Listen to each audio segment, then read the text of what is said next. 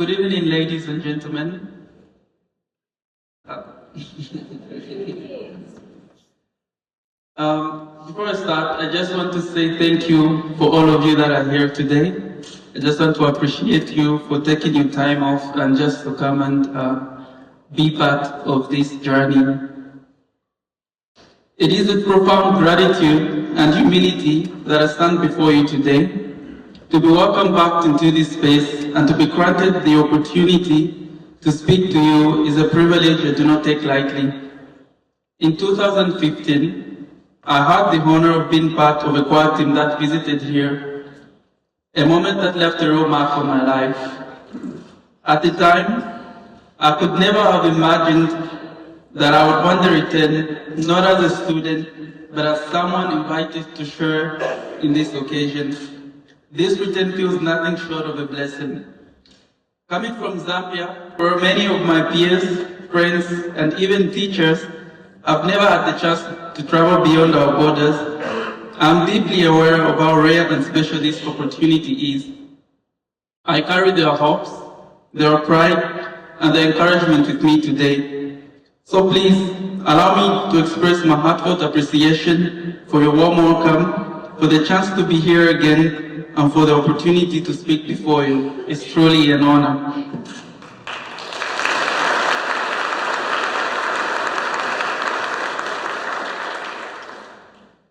My name is Eddie, but others know me as Edward, but Eddie is okay for short.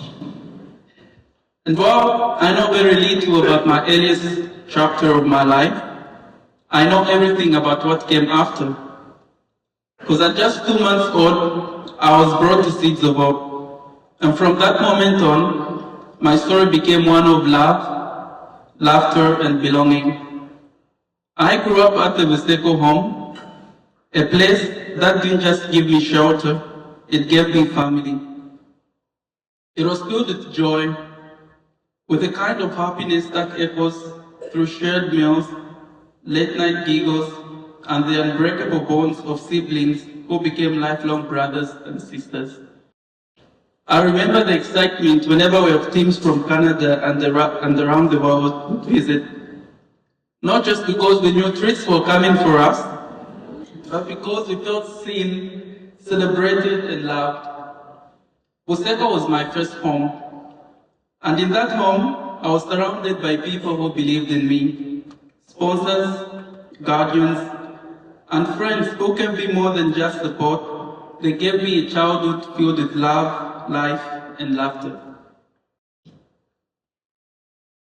However, some of the saddest and most painful moments at Vuseko were when we lost our own to HIV and AIDS. These were not just names or numbers, they were children we knew, played with, sang with, and loved. They were our brothers and sisters. Watching them fade away, knowing there was nothing we could do to stop it, was heartbreaking. We were young, and yet we were forced to confront death far too often. The silence that followed each loss was heavy, filled with grief, confusion, and fear. We asked ourselves questions no child should ever have to ask. Why did he die? Will it be me next? What will happen to my friend? As you've heard earlier, in Zambia the impact of HIV and AIDS was devastating, especially before antiretroviral drugs became available in 2005. Without access to this life-saving treatment, many people, especially children, were left to suffer and die in silence. Rejected by society and abandoned by their families, these children were often left with nowhere to go and no one to care for them. Thanks to the compassion and commitment of Seeds of Hope, Vuseko was able to offer these children a sense of family and peace in their final moments. Seeds of Hope stood in the gap when no one else would, helping Vuseko become a sanctuary of comfort and care. For those who passed through its doors, Vuseko was just not any other home.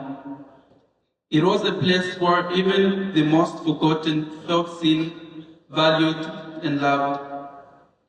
For many, Buseko became their final home, not just a place of refuge, but the last place they would ever know. They arrived with little time left, and while their lives could not be saved, Buseko gave them something far more precious in their final days. That's love, dignity, and belonging. It was a place where they could laugh with friends, play with other children, share meals, and be called brother or sister, perhaps for the first time in their lives. Those moments left a mark.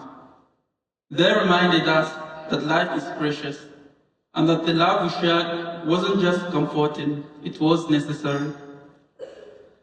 But even in the shadows of loss, we found ways to laugh. And if you want to know what really tested our guardians' patience, it was school mornings. Like most kids, I wasn't thrilled about going to school. I became a master of delayed tactics.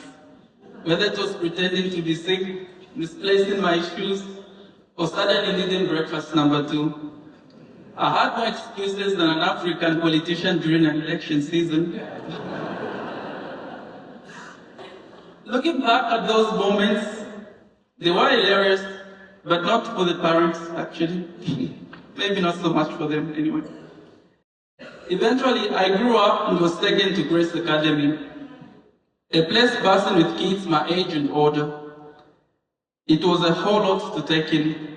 I was placed in the dorm with 9 other boys, each of us carrying stories from hostile places marked by poverty, rejection, and hate. But Grace Academy was different. There was something extraordinary to it, something healing. It was filled with love. It felt like your problems checked out at the gate. No one had to worry about what to eat, what clothes to wear, or where money for their schooling would come from. Making friends came easy, and getting along felt natural. Some of the greatest moments were when different teams visited Zambia. They brought with them exciting activities like VBS, Boys Camp. So Boys Camp is certainly where boys 14 years and older would go out and camp. Usually would use a game park where they would learn more about the Bible from the men around Grace Academy, and it's just an exciting moment during that time. And the other activity that was my favorite was Christmas. They were just amazing. To me, sponsorship meant love, hope, and family. Every time I received a letter, a gift, or a visit from my sponsors, it warmed my heart. Some of my sponsors are in this room today, and I would like to say thank you very much. Growing up at Grace came with its own set of challenges. Just like any sibling bond, we fought, and then we said sorry. My staff was basically everyone's staff. But there were great moments too. We helped each other with homework, stood up for one another, and always had each other's backs. Then came the teenage years. Let's just say our dorm moms had a lot to take in. From wearing vests to looking cool, to putting on shorts, playing basketball, and yeah. I graduated from high school in 2018. I remember as I stood holding my high school diploma, I felt a mix of emotions: pride, relief, and a quiet disbelief. For many, graduation is expected. For me, it felt like a miracle stitched together by grace, perseverance, and the unwavering support of seeds of hope. Getting there hadn't been easy. There had been many nights I stayed up studying with a heart full of doubt, wondering if I was truly capable. Days I walked into school carrying more than just a backpack. I carried the weight of expectations, fears, and dreams too big to say out loud. But through it all, I was never alone. My sponsor's letters reminded me that someone believed in me. Seeds of Hope gave me more than resources.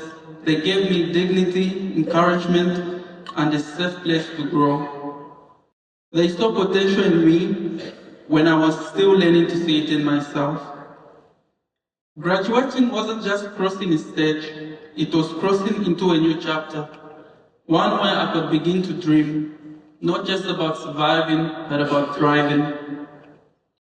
After graduating from Grace Academy, I took a bold step forward. I enrolled in Bible school. It was there that I began to truly understand the Word of God, and more importantly, my own calling. I wasn't just learning scripture, I was discovering purpose. In 2019, I made one of my most important decisions of my life. I got baptized. That moment marked a new beginning, not just spiritually, but personally. But life outside Grace wasn't different. While my financial support continued, suddenly I was responsible for everything else. From cooking my own meals to budgeting for food and clothing. There were no aunties reminding me to eat, no doormates to share toothpaste with. It was just me navigating adulthood with the tools I'd been given and the faith I'd chosen. It wasn't easy, but it was real. And every challenge reminded me of how far I'd come. From a 2-month-old baby at Vuseko to a young man learning to stand on his own, guided by grace and grounded in love. It was after Bible school that I decided to pursue law. Law had always been something I carried in my heart, quietly, like a seed waiting for the right season. But now, with the clarity and conviction I gained through my spiritual journey, I saw it differently. It wasn't just a career path, it was a calling. I realized that serving the Lord didn't have to look like standing behind the pulpit. It could also mean standing beside the vulnerable, the unheard, the forgotten, helping them access justice, dignity, and hope. Every case, every client, every moment in that courtroom would be an opportunity to live out the values I studied so deeply: compassion, truth, and righteousness. Today, I stand in my final stretch of my law school journey. A path that's been anything but easy. It's tested my faith, stretched my limits, and shaped me in ways I never imagined. But through every challenge, I've felt the steady hand of God's grace guiding me forward. I may not know exactly what tomorrow holds, but I do know this: I'm walking into it with purpose, a heart committed to justice and a spirit anchored in service. None of this would have been possible without the power of belief. Belief from people who chose to invest in someone's future. People like you, each and every one of you here. That's why I speak to you today, not just as a student, but as living proof of what sponsorship can do. One day I will tell my children and their children that this journey began not with privilege, but with grace. And I will tell them that someone cared enough to make a difference, that someone believed, that someone sponsored. You have the power to be that person, to change a life, to shape a legacy, and to be part of a story that echoes through generations. Before I end, I want to speak directly to every sponsor, past, present, and future. Thank you. Thank you for believing in children you may never meet, for writing letters that became lifelines, and for giving not just resources, but hope. Your support isn't measured in meals or school fees, it's measured in dreams fulfilled, in lives transformed, and in stories like mine. Because of you, a child who once knew nothing of his past now walks boldly into his future. Because of you, I'm not just surviving, I'm thriving. And I promise you this: one day when I'm standing in a courtroom fighting for justice, or sitting with my children sharing my journey, I'll remember you. I'll remember that it all started with someone who chose to care. So if you've ever wondered whether sponsorship makes a difference, look at me. I am your answer.